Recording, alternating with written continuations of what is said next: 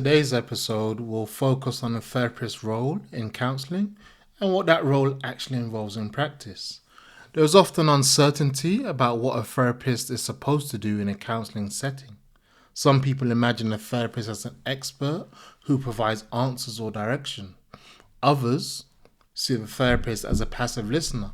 Neither description is quite accurate. The therapist's role sits between these extremes and is defined by professional responsibility rather than authority over the client. At the most basic level, the therapist is responsible for creating and maintaining the therapeutic frame. This includes setting clear boundaries around time, confidentiality, and purpose.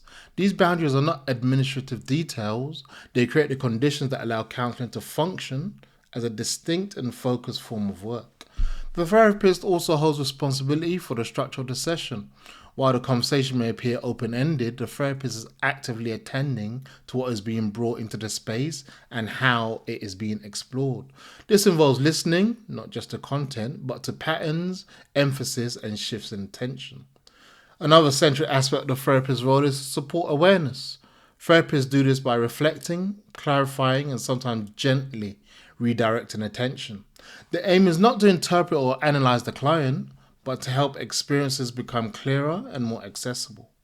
Different counseling approaches emphasize this role in different ways. In person-centered counseling, the therapist focuses on providing conditions such as empathy and congruence. In cognitive behavioral approaches, the therapist may take a more structured role in examining patterns of thought and behavior. In psychodynamic work, attention may be given to reoccurring relational themes. Despite these differences, the underlying responsibility remains the same: to facilitate understanding rather than impose conclusions. The therapist is also responsible for maintaining a professional stance. This means the relationship is supportive but not reciprocal in the way everyday relationships are. The therapist does not share personal opinions or experiences for mutual exchange. This asymmetry protects the focus of the work and ensures that this remains centered on the client's experience. Ethical responsibility is another key part of the therapist's role. Therapists work within professional codes that govern confidentiality, competence, and boundaries. And depending on the country you're in, each country has its ethical body that oversees and governs the therapists in that country. This includes recognizing the limits of their role and referring on when counseling is not the most appropriate form of support. Importantly, the therapist does not take responsibility for the change itself. Change is not something the therapist delivers. The therapist's role is to support the conditions in which the change can occur. This distinction helps prevent dependency and keeps responsibility appropriately shared. Over time, the therapist also monitors the direction and usefulness of the work.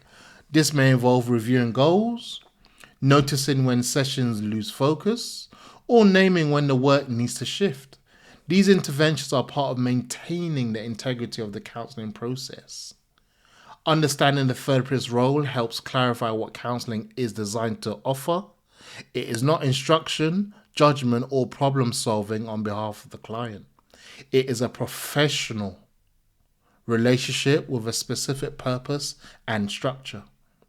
In the next episode, we'll turn to the other side of the relationship and look at the client's role in counseling, including what participation actually involves and how responsibility is shared. That's the scope of this episode. Each episode focuses on one specific element, and this was it. We'll leave it here for now and move on in the next episode.